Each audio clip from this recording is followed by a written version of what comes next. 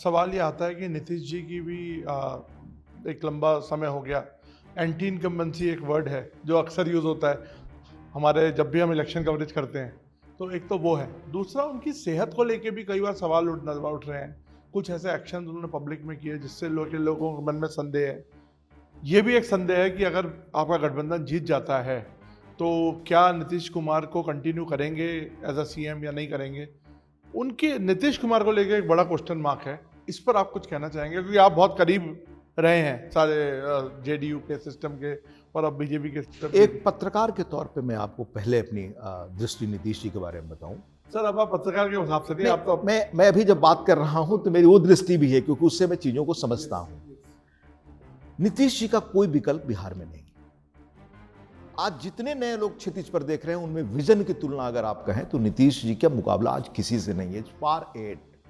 पहली चीज ये निजी निष्ठा और निजी जो कहते हैं पारदर्शिता। कोई आदमी 20 वर्ष सत्ता में रहते हुए बेदाग रहे, परिवार का कोई सदस्य न रखे, जयप्रकाश नारायण के आंदोलन से निकले और जयप्रकाश नारायण और लोहिया के आदर्शों को अपने जीवन में व्यवहारिक रूप से उतारे, जयप्रकाश नारायण और लोहिया का नाम लेकर अपने परिवार की हैसियत और संपत्ति न बढ़ाए, भ्रष्टाचार बढ़ाने में योगदान न दे, कुशासन का प्रतीक न बने। ये क्या पूरे देश के लिए आश्चर्य की बात नहीं कि नीतीश जी की व्यक्तिगत छवि कैसी है। शासन और उनकी कुशलता का सुशासन बाबू के रूप में उनका तो परिचय ही बना देश में।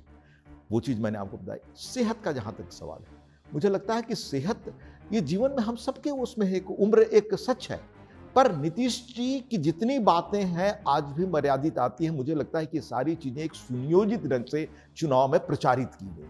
अब मैं आपको एक सूचना और देना चाहता हूं और मैं पत्रकार के रूप में निवेदन आपसे करना चाहता हूं। आप जरा पता करिएगा, विंदेश्वरी दुबे जी एक चीफ मिनिस्टर हुआ करते थे बिहार में। जब वो चीफ मिनिस्टर थे कांग्रेस के दौर में, तो उनके बारे में क्या तथ्य सामने आए, मैं व्यक्तिगत रूप से मैं कोई टिप्पणी नहीं करना चाहता था। मैं आपको सारी चीजें तथ्य लिखा हुआ दिखा सकता हूं कि वो कहते क्या थे, करते क्या थे, किस रूप में वो काम करते थे, उनकी सेहत कैसी थी। जो लोग विंदेश्वरी दुबे के देखे हैं आज वो भूल रहे हैं।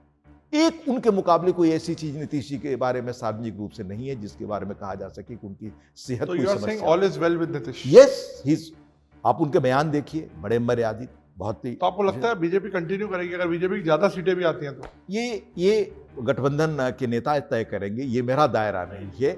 लेकिन घोषित तो वही है कि वही सीएम रहेंगे। जहां तक नेतृत्व के विजन का सवाल है, नीतीश जी का कोई विकल्प बिहार में किसी दल में नहीं है।